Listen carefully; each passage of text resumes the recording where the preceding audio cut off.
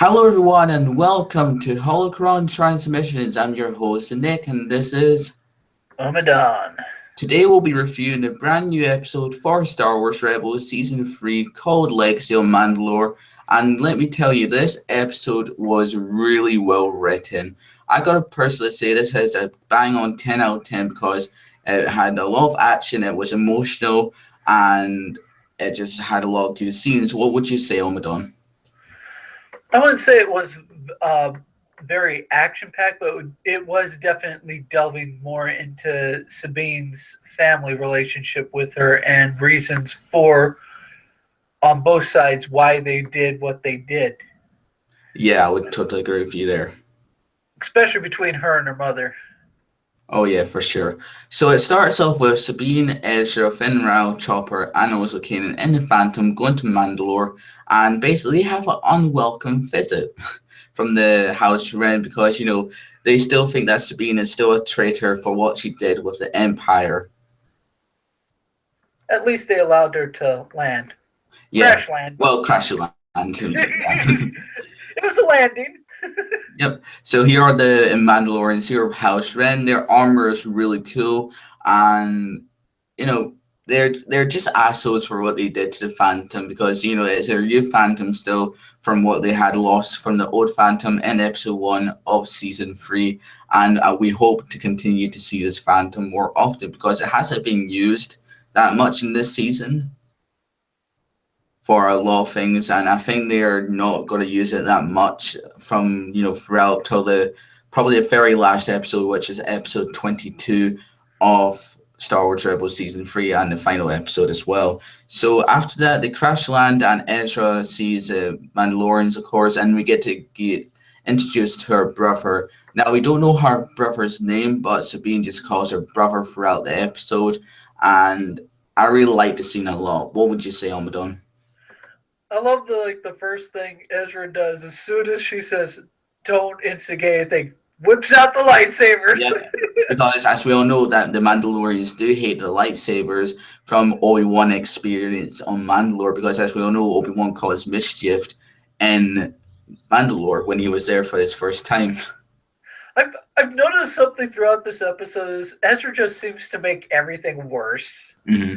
And during the episodes, like he first to initiate lightsaber, first to shove his foot in his mouth to the brother. It's just he's a train wreck of a character in this episode. So you finally get to get introduced to Sabine's mother. At first, she is not the mother of the year. That's what I would say.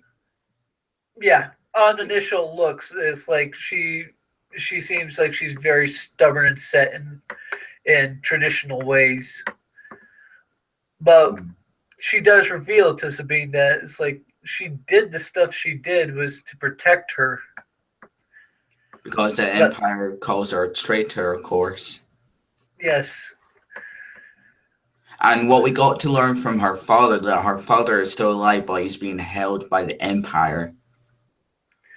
Yes, that was definitely something that was important, and why her brother is sporting a very different Mandalorian garb, because he is actually working for Gar Saxon. Gar Saxon. He's working for Gar Saxon because he's trying to reclaim the honor for his family and free his father as well. Exactly. So here we get to see Kanan and Ezra talking to Sabine's mother, how she doesn't know what Sabine has been through all these ages once she left the Empire and joined the rebellion, how she's grown, how she become more as a leader than she is.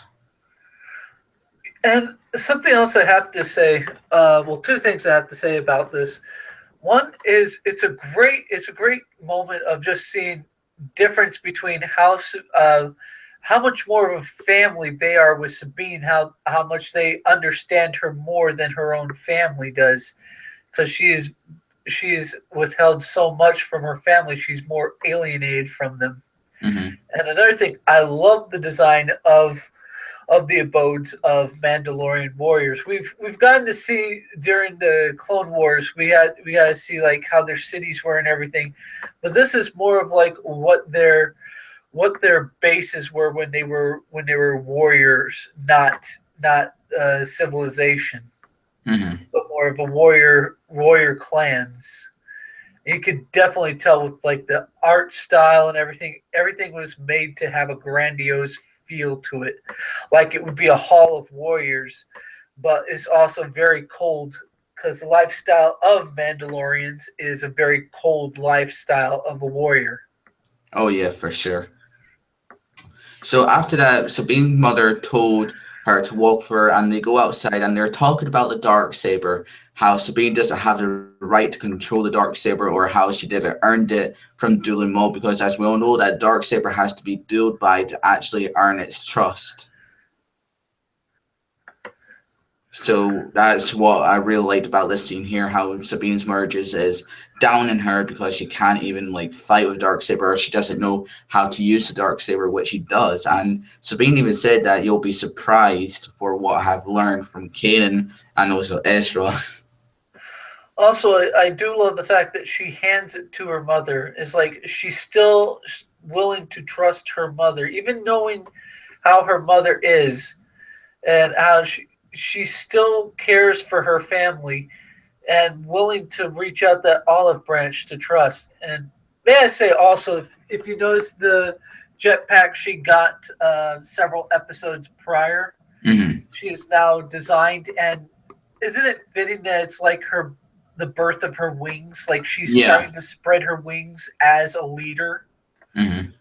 and a warrior. Because they're small wings, but it's like small things, big things come from small growth, and it's just very symbolic in my opinion. Yeah, totally agree with you there as well. So the next scene here, we get to see Sabine's mother, of course, contacted Gar Saxon that the rebellion is here. The two Jedi are here. What you fought on Concord Dawn last time when you met with them, they're all yours to kill. And Sabine put their lightsabers in the storage unit as well. I do have to say, it's like also what we're not seeing here is that our buddy Mandalorian of the Protectors is spying on them with his Yeah. helmet.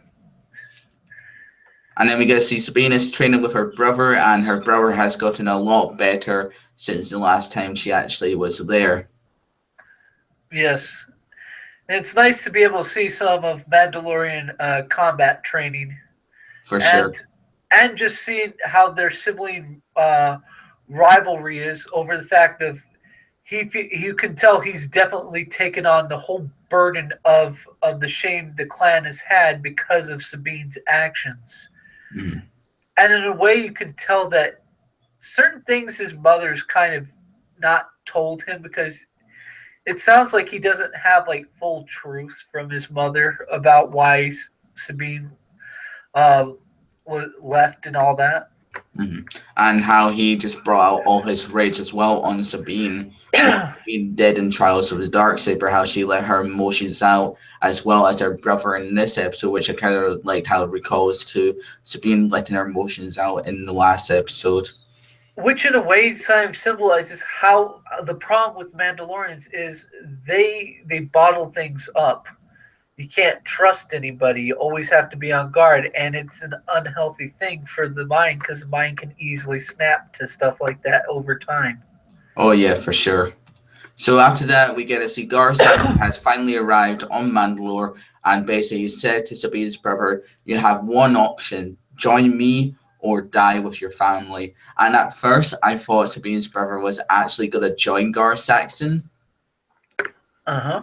and then he said family matters first, which I really liked about this. I had a feeling he would turn on Saxon because you gotta realize that unlike Saxon is so full of shit.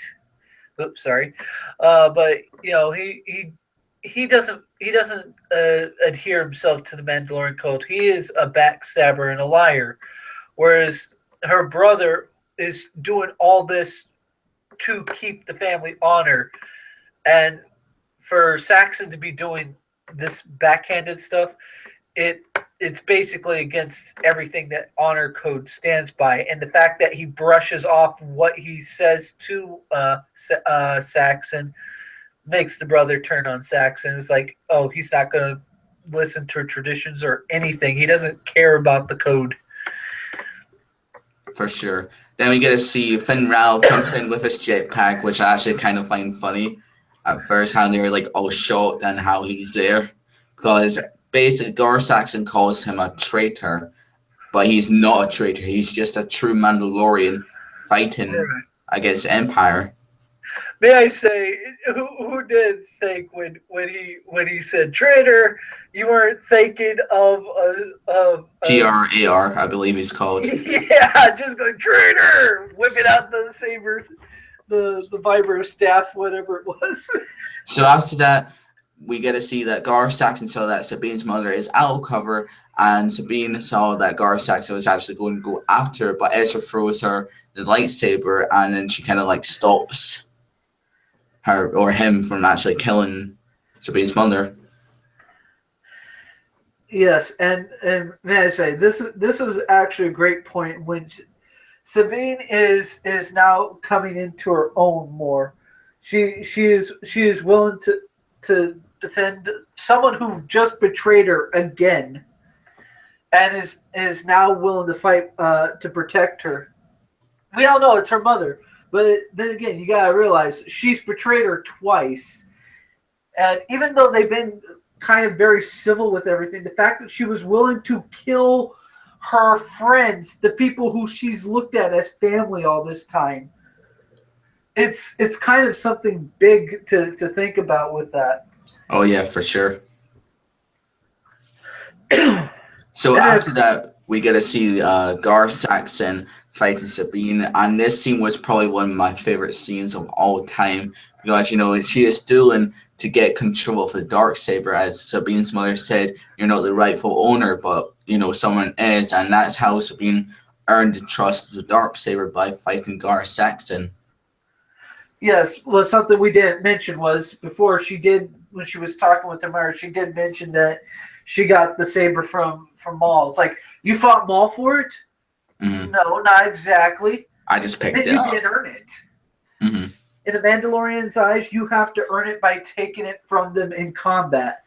And this was a true test to that because he is currently the leader of the Mandalorians on Mandalore. And for her to best him in combat while he's using that saber, she proved herself worthy of carrying the saber, even though she does not see herself that way. And it was a very good fight. It was an emotional fight. Then we get to see this bit here. Now, what does this remind you of, as we talked of this before we actually started the podcast? Oh, yeah. It definitely reminds you of Anakin's choice when holding Dooku at bay with the two sabers. Mm-hmm. Just she doesn't have an old crusty man going, "Get it, Do it, get it, do it." So yeah, that was probably one of my favorite scenes. And then we get to see that Sabine has finally left the Ghost crew, and this has to be one of the emotional parts about this episode. How Kanan says, "I'm proud of you," and Sabine says, "Kanan, don't say it. Just don't say it." I wasn't going to say it, and you could tell the way she hugs him goodbye. It's very much like he's been like a father to her. You can definitely tell. Mm-hmm. This is a very emotional thing for her to leave basically her family. And even Chopper was sad as well, if you saw his look. Mm-hmm.